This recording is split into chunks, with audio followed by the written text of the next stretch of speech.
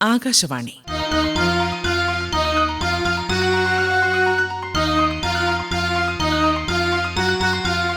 വിദ്യാഭ്യാസ രംഗം.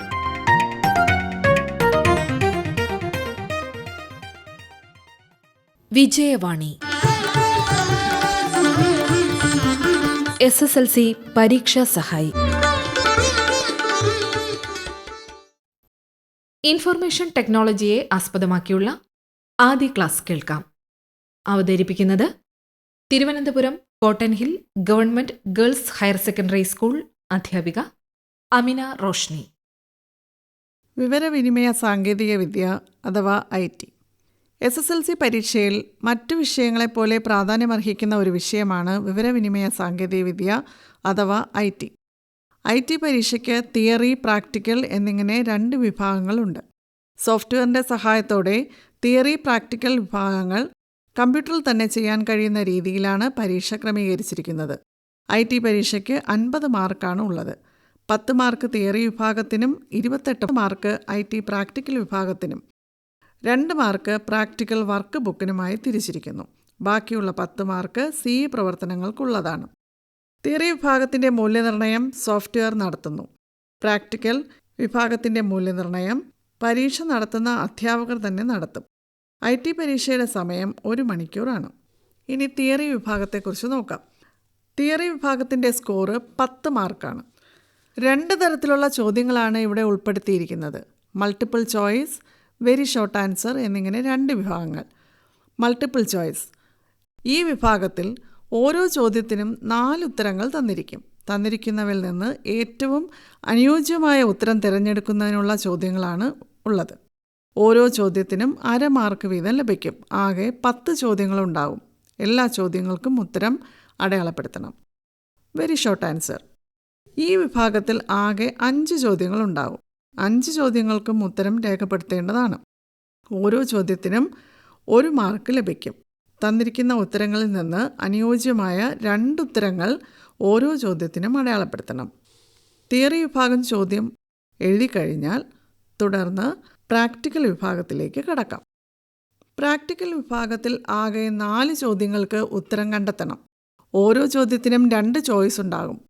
ഓരോ ചോദ്യത്തിനും 7 മാർക്ക് ലഭിക്കും. അങ്ങനെ 4 ചോദ്യങ്ങൾക്കായി ആകെ 28 മാർക്ക് ലഭിക്കും. പരീക്ഷ നടത്താൻ എത്തുന്ന അധ്യാപകർ തന്നെ ഈ ചോദ്യങ്ങൾ മൂല്യനിർണ്ണയം നടത്തി അർഹമായ സ്കോർ ഇടുന്നതാണ്. ഇനി പാഠപുസ്തകത്തിലേക്ക് നോക്കാം. ആദ്യ പാഠപുസ്തകത്തിൽ 6 പാഠങ്ങളാണ് ഉള്ളത്. ഡിസൈനിങ്ങിൻ്റെ ലോകത്തിലേക്ക്, പ്രസിദ്ധീകരണത്തിലേക്ക്, വെബ് ഡിസൈനിങ് മിഴിവോടെ, പൈത്തൺ ഗ്രാഫിക്സ്, നെറ്റ്വർക്ക്, ഭൂപട വായന. ഇതിൽ നെറ്റ്വർക്ക് എന്ന പാഠത്തിൽ നിന്നും സാധാരണയായി തിയറി ചോദ്യങ്ങളാണ് ഉണ്ടാവുക. മറ്റു പാഠങ്ങളിൽ നിന്ന് തിയറിയും പ്രാക്ടിക്കലും ചോദ്യങ്ങൾ ഉൾപ്പെടുത്തി വരുന്നു. ആദ്യ പാഠമായ ഡിസൈനിങ്ങിൻ്റെ ലോകത്തിലേക്ക് എന്നതിൽ റാസ്റ്റർ ചിത്രങ്ങളും വെക്ടർ ചിത്രങ്ങളും തമ്മിലുള്ള താരതമ്യ പഠനത്തിലൂടെയാണ് ആരംഭിക്കുന്നത്. ചിത്രങ്ങൾ വലുതാകുമ്പോൾ വ്യക്തത നഷ്ടപ്പെടുന്ന റാസ്റ്റർ ചിത്രങ്ങളും ചിത്രങ്ങൾ വലുതാകുമ്പോൾ വ്യക്തത നഷ്ടപ്പെടാത്ത വെക്ടർ ചിത്രങ്ങളും സാധാരണയായി തിയറിക്ക് ചോദിക്കുന്ന ചോദ്യമാണ്. ജിംബ് പ്രധാനപ്പെട്ട ഒരു റാസ്റ്റർ ഇമേജിംഗ് എഡിറ്റിംഗ് സോഫ്റ്റ്വെയർ ആണ്. Inkscape, LibreOffice Draw, Carbon, Adobe Illustrator, Corel Draw തുടങ്ങിയവ വെക്ടർ ഇമേജ് എഡിറ്റിംഗ് സോഫ്റ്റ്വെയറുകൾക്ക് ഉദാഹരണമാണ്. ഇവയിൽ ഇങ്ക്സ്കേപ്പ് എന്ന സോഫ്റ്റ്വെയർ ആണ് ഈ പാഠത്തിൽ ഉൾക്കൊള്ളിച്ചിരിക്കുന്നത്. ഒരു സ്വതന്ത്ര ഗ്രാഫിക് എഡിറ്റിംഗ് സോഫ്റ്റ്വെയർ ആണ് ഇങ്ക്സ്കേപ്പ്. പ്രധാനമായും SVG അതായത് സ്കെയിലർ വെക്ടർ ഗ്രാഫിക് ചിത്രങ്ങളാണ് ഇങ്ക്സ്കേപ്പിൽ നിർമ്മിക്കുന്നത്. എന്നാൽ ബിറ്റ്മാപ്പ് ചിത്രങ്ങളെ ഇമ്പോർട്ട് ചെയ്യാനും എഡിറ്റ് ചെയ്യാനുമുള്ള സൗകര്യം ഈ സോഫ്റ്റ്വെയറിലുണ്ട്. കൂടാതെ വെക്ടർ ചിത്രങ്ങളെ റാസ്റ്റർ ചിത്രങ്ങളാക്കി മാറ്റാനും കഴിയും. ചായക്കപ്പും സ്വാസറും വരയ്ക്കുന്ന പ്രവർത്തനം, വിവിധ അക്ഷരങ്ങൾ ഉൾപ്പെടുന്ന പ്രവർത്തനം, അക്ഷരങ്ങളെ കമാനാകൃതിയിലേക്ക് മാറ്റൽ, അതിനായി അർത്ഥവൃത്തം വരയ്ക്കൽ, തുടർന്ന് ഇവ ഉൾപ്പെടുത്തി പോസ്റ്റർ നിർമ്മിക്കുന്ന വിധം എന്നിവ ഈ പാഠത്തിലെ പ്രധാന പ്രാക്ടിക്കലുകളാണെന്ന് ഓർക്കുമല്ലോ. ഈ പ്രവർത്തനങ്ങൾക്കായി rectangle tool, circle tool, object, fill and stroke, path difference, text, put on path തുടങ്ങിയ ടൂളുകൾ ഉചിതമായി ഉപയോഗിക്കണം. ഇങ്ക്സ്കേപ്പിൻ്റെ ഡീഫോൾട്ട് ക്യാൻവാസ് സുതാര്യമാണ്. പശ്ചാത്തല നിലം ഉൾപ്പെടുത്താൻ റെക്റ്റാങ്കിൾ ടൂൾ ഉപയോഗിച്ച് ചതുരം വരച്ച് നിറം നൽകി പശ്ചാത്തലമായി ക്രമീകരിച്ചാൽ മതി.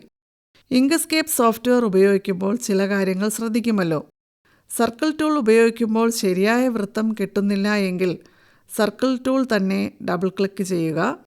അതിൽ കാണുന്ന ദ ടൂൾസ് ഓൺ സ്റ്റൈൽ എന്നതിൽ ക്ലിക്ക് ചെയ്ത് സർക്കിൾ വരച്ചാൽ കൃത്യമായ വൃത്തം ലഭിക്കും. കൂടാതെ ഗ്രേഡിയൻ്റ് നിറം നൽകുന്ന വിധം ഓർക്കുമല്ലോ. ഇത്തരത്തിൽ 2 നിറങ്ങളുടെ കോമ്പിനേഷൻ ഒരു ഒബ്ജക്റ്റിൽ വരുത്താം. ഫിൽ ആൻഡ് സ്ട്രോക്ക് ഓപ്ഷൻ ഉപയോഗിച്ച് ഒരു ഒബ്ജക്റ്റിൻ്റെ ഔട്ട്ലൈൻ നിറം മാറ്റാനും വിഡ്ത്ത് കൂട്ടാനും കുറയ്ക്കാനും തുടങ്ങിയ പ്രവർത്തനങ്ങൾ എളുപ്പത്തിൽ ചെയ്യാൻ കഴിയും. പരീക്ഷാ രീതിയിൽ പറയുകയാണെങ്കിൽ എന്താണ് ചെയ്യേണ്ടതെന്ന് വ്യക്തമായ നിർദ്ദേശങ്ങൾ ചോദ്യത്തോടൊപ്പം തന്നെ ഉണ്ടാകും. ഇങ്ക്സ്കേപ്പിൽ ഉപയോഗിക്കാൻ ചിത്രങ്ങൾ, പകുതി ചെയ്ത ഇങ്ക്സ്കേപ്പിൻ്റെ ഫയൽ എന്നിങ്ങനെയാണ് എക്സാമിന് തരിക. കൂടാതെ പ്രവർത്തനം പൂർത്തിയാക്കിയ ശേഷം ഏത് രീതിയിൽ സേവ് ചെയ്യണം എന്നും ചോദ്യത്തിൽ കൃത്യമായും തന്നിട്ടുണ്ടാവും. ഓരോ പാഠത്തിൻ്റെയും അവസാനം തന്നിരിക്കുന്ന തിയറി ചോദ്യങ്ങൾ നോക്കാൻ മറക്കല്ലേ. ഇനി രണ്ടാമത്തെ പാഠമായ പ്രസിദ്ധീകരണത്തിലേക്ക് എന്ന പാഠം നോക്കാം. ഈ പാഠഭാഗത്തിൽ ലിബ്രിയോഫീസ് വേർഡ് ഡോക്യുമെൻ്റ് ഉപയോഗിച്ച് ഒരു റിപ്പോർട്ട് എങ്ങനെ ഭംഗിയാക്കാമെന്നും റിപ്പോർട്ട് എഡിറ്റ് ചെയ്യാനും പഠിക്കുന്നു. ഒരു റിപ്പോർട്ടിലെ ശീർഷകങ്ങൾക്ക് എല്ലാം ഒരേ അക്ഷരരീതി, നിറം, വലിപ്പം എന്നിവ നൽകാനും ഉപശീർഷകങ്ങൾക്ക് മറ്റൊരു അക്ഷരരീതി, നിറം, വലിപ്പം എന്നിവ നൽകാനും ഉള്ളടക്കത്തിലെ അക്ഷരങ്ങളുടെ തരത്തിലും വലിപ്പത്തിലും നിറത്തിലും ഐക്യരൂപം നൽകാനും തുടങ്ങിയ പ്രവർത്തനങ്ങൾ ഉൾപ്പെടുത്തിയിരിക്കുന്നു. തന്നിരിക്കുന്ന ഒരു റിപ്പോർട്ടിനെ വേർഡ് ഡോക്യുമെൻറ്റിൽ തുറന്ന് സ്റ്റൈൽ ബോക്സ് ജാലകത്തിൽ നിന്നും ഹെഡിംഗ് 1, ഹെഡിംഗ് 2 എന്നിങ്ങനെ ആവശ്യമായത് തിരഞ്ഞെടുക്കാം. ഇതിൽ റൈറ്റ് ക്ലിക്ക് ചെയ്ത് ന്യൂ തിരഞ്ഞെടുത്ത് പുതിയ നിറത്തിലും ഫോണ്ടിലും വലിപ്പത്തിലും പുതിയ സ്റ്റൈൽ ക്രിയേറ്റ് ചെയ്യാം. ഇത്തരത്തിൽ തന്നിരിക്കുന്ന ഒരു ഹെഡിംഗ് സ്റ്റൈലിൽ റൈറ്റ് ക്ലിക്ക് ചെയ്ത് മോഡിഫൈ ഓപ്ഷൻ തിരഞ്ഞെടുത്താൽ ആ സ്റ്റൈലിൻ്റെ നിറം, വലിപ്പം തുടങ്ങിയ മാറ്റാനുള്ള ജാലകം ലഭിക്കും. ആവശ്യമായ മാറ്റങ്ങൾ വരുത്തിയാൽ ഉള്ളടക്ക പട്ടിക അഥവാ ഇൻഡെക്സ് ടേബിൾ ചേർക്കാം. ഇതിനായി ഇൻഡെക്സ് ടേബിൾ എവിടെയാണോ റിപ്പോർട്ടിൽ വരേണ്ടത് അവിടെ കഴ്സർ എത്തിക്കുക. തുടർന്ന് ഇൻസേർട്ട് മെനുവിലെ table of content and index നിന്ന് table of content, index or bibliography തിരഞ്ഞെടുത്ത ശേഷം തുറന്നു വരുന്ന ജാലകത്തിൽ ഉചിതമായ ശീർഷകവും പശ്ചാത്തല നിറവും നൽകി ഓക്കെ ക്ലിക്ക് ചെയ്യുക. ഇൻഡെക്സ് ടേബിളിൽ കഴ്സർ ഇരുന്ന സ്ഥലത്ത് വന്നിട്ടുണ്ടാവും. രക്ഷകർത്താക്കൾക്കുള്ള കത്ത് തയ്യാറാക്കുക, പാർട്ടിസിപ്പൻ്റ് കാർഡ് തയ്യാറാക്കുക, സർട്ടിഫിക്കറ്റ് തയ്യാറാക്കുക തുടങ്ങിയവയ്ക്കായി മെയിൽ മർജ് സങ്കേതം ഉപയോഗിക്കാം. സാധാരണയായി പരീക്ഷയ്ക്ക് ചോദിക്കുന്ന പ്രാക്ടിക്കൽ ചോദ്യങ്ങളുമാണിത്. തന്നിരിക്കുന്ന ഓഡിറ്റി ഫയൽ തുറന്ന് ഇൻസേർട്ട് ഫീൽഡിൽ മോർ ഫീൽഡ് എന്ന ക്രമത്തിൽ നിന്ന് തുറന്നു വരുന്ന ജാലകത്തിൽ ഡേറ്റാബേസിൽ മെയിൽ മർജ് തിരഞ്ഞെടുത്ത് ആവശ്യമായ ഡേറ്റ ഫയൽ നൽകി മെയിൽ മർജ് ചെയ്യാം. അധ്യായം 3 വെബ് ഡിസൈനിങ് മിഴിവോടെ എന്ന പാഠത്തിലേക്ക് കടക്കാം. 9ാം ക്ലാസ്സിൽ പഠിച്ച വെബ് പേജ് തയ്യാറാക്കുന്ന ക്ലാസ്സിൻ്റെ തുടർച്ചയാണ് ഈ പാഠം. ഇവിടെ സ്റ്റൈലുകളെക്കുറിച്ചും കാസ്കേഡിംഗ് സ്റ്റൈൽ ഷീറ്റുകളെക്കുറിച്ചും പ്രതിപാദിക്കുന്നു. ഒരു വെബ് പേജിൻ്റെ സ്റ്റൈൽ എന്ന് പറയുന്നത് ഉള്ളടക്കത്തെ ആകർഷകമായി അവതരിപ്പിക്കുന്നതിനായി ഉപയോഗിക്കുന്ന മാർജിനുകൾ, ഫോണ്ടുകൾ, നിറങ്ങൾ തുടങ്ങിയവയാണ്. ഒരേ സ്റ്റൈൽ തന്നെ ധാരാളം ഡോക്യുമെൻ്റ് ചെയ്യാൻ ഉപയോഗിക്കാം. എന്താണ് CSS? വെബ് ഡിസൈനിങ്ങിൻ്റെ ഭാഗമായി ധാരാളം പേജുകളും അവയിൽ ഉപയോഗിക്കേണ്ട ടാഗുകളുടെ സവിശേഷതകളും തയ്യാറാക്കേണ്ടി വരുന്ന സന്ദർഭത്തിൽ കോഡ് ആവർത്തനത്തെ ഫലപ്രദമായി പരിഹരിക്കാൻ വേണ്ടി തയ്യാറാക്കിയ ഒരു സംവിധാനമാണ് കാസ്കേഡിംഗ് സ്റ്റൈൽ ഷീറ്റ് അഥവാ CSS. ഈ ഭാഗം തിയറി ചോദ്യങ്ങളിൽ പതിവായി കണ്ടുവരുന്നു. എങ്ങനെയാണ് style.css എന്ന ഫയൽ മറ്റൊരു HTML ഫയലിൽ ഉൾപ്പെടുത്തേണ്ടത്? ഈ കാര്യം കൃത്യമായി അറിഞ്ഞിരിക്കണം. ഇപ്പോൾ പ്രാക്ടിക്കൽ ചോദ്യമായി ഇവ ഉൾപ്പെടുത്തി കാണുന്നു. ടെക്സ്റ്റ് ബുക്കിലെ പേജ് നമ്പർ 41 ഇത് വ്യക്തമായി നൽകിയിരിക്കുന്നു. ലിങ്ക് rel = എന്ന് തുടങ്ങുന്ന ടാഗ് പഠിച്ചു വയ്ക്കുക. കൂടാതെ തന്നിരിക്കുന്ന HTML ഫയലിനെ ടെക്സ്റ്റ് എഡിറ്ററിൽ തുറന്ന് ഹെഡിംഗ്, സബ് ഹെഡിംഗ്, പാരഗ്രാഫ് എന്നിവയുടെ നിറം, വലിപ്പം, ഫോണ്ട് തുടങ്ങിയവ മാറ്റാനുള്ള പ്രാക്ടിക്കൽ ചോദ്യങ്ങൾ ഉൾപ്പെടുത്തി കാണുന്നു. ഇവയൊക്കെയാണ് ഈ പാഠഭാഗത്തിൽ നിന്ന് സാധാരണയായിട്ട് പരീക്ഷകൾക്ക് ചോദിച്ചു കണ്ടിട്ടുള്ളത്. ഇനി നാലാമത്തെ പാഠഭാഗമായ പൈതൺ ഗ്രാഫിക്സിനെ കുറിച്ച് നോക്കാം. പൈതൺ ഭാഷ ഉപയോഗിച്ച് വിവിധ ജാമിതീയ രൂപങ്ങൾ നിർമ്മിക്കുന്നത് ഈ പാഠത്തിൽ ഉൾപ്പെടുത്തിയിരിക്കുന്നു. സാധാരണയായി പൈതൺ പ്രോഗ്രാം ചോദ്യത്തിൽ തന്നിരിക്കും. ആപ്ലിക്കേഷൻ പ്രോഗ്രാമിംഗ് ഐഡിൽ തുറക്കുക. പൈതൺ ഷെൽ ജാലകമാണ് തുറന്നു വരിക.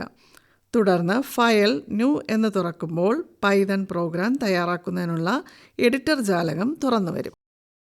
അവിടെ തന്നിരിക്കുന്ന ചോദ്യം, അതായത് പ്രോഗ്രാം ടൈപ്പ് ചെയ്ത് സേവ് ചെയ്ത് റൺ ചെയ്താൽ ഔട്ട്പുട്ട് ലഭിക്കും. ഇവിടെ പ്രോഗ്രാം ടൈപ്പ് ചെയ്യുമ്പോൾ വളരെ ശ്രദ്ധയോടെ ചെയ്യണം. കുത്ത്, കോമ, സ്പേസ് എല്ലാം കൃത്യമായി നൽകിയാൽ മാത്രമേ ഔട്ട്പുട്ട് ലഭിക്കുകയുള്ളൂ.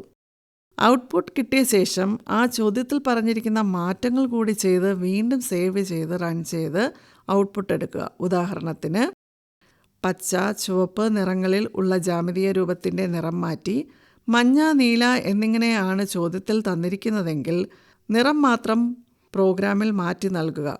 ഒരു കാര്യം മറക്കല്ലേ, പ്രോഗ്രാം എഴുതുമ്പോൾ കളറിൻ്റെ സ്പെല്ലിംഗ് COLOR ആണ് എന്നത്.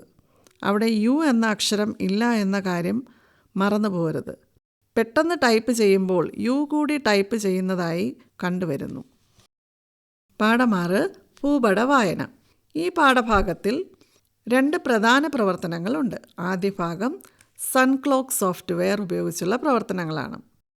സൺക്ലോക്ക് തുറന്ന് സമയമേഖല അടയാളപ്പെടുത്തിയ ഭൂപടം പ്രദർശിപ്പിക്കുക. ഭൂപടത്തിലെ രാപ്പകൽ വേർതിരിവ് ഒഴിവാക്കുക. ഇതിനായിട്ട് ടോഗിൾ നൈറ്റ് ടൂളായിട്ടുള്ള N തുടർച്ചയായി ക്ലിക്ക് ചെയ്താൽ മതി. രേഖാംശ രേഖകളെ പ്രദർശിപ്പിക്കുക. ഇതിനായിട്ട് ടോഗിൾ മെറീഡിയൻ ടൂളായിട്ടുള്ള M ക്ലിക്ക് ചെയ്താൽ മതി.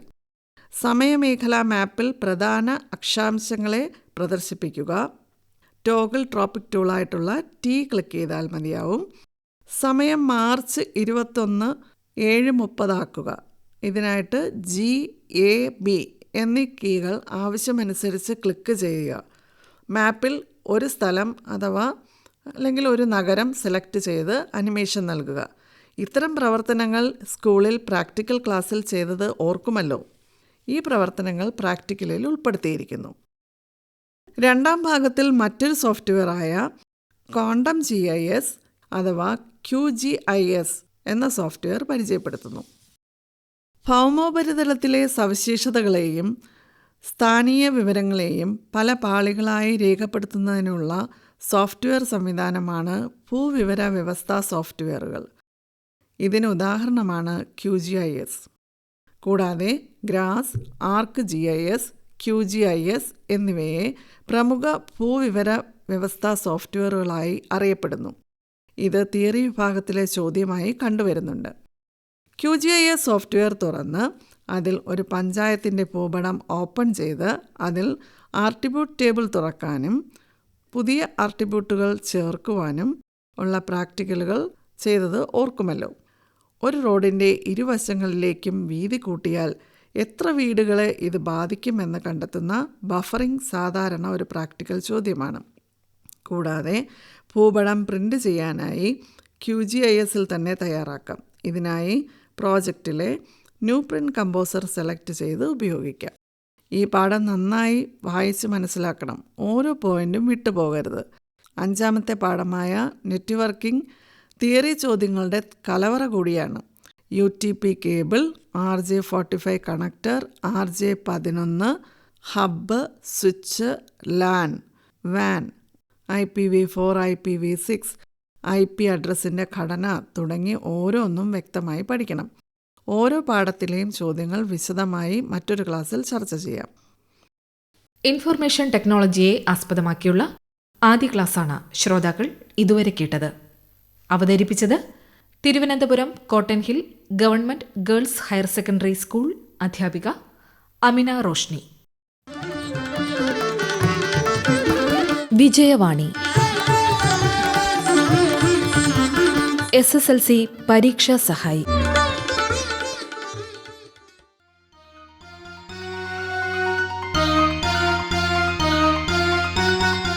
വിദ്യാഭ്യാസ രംഗം സമാപിച്ചു.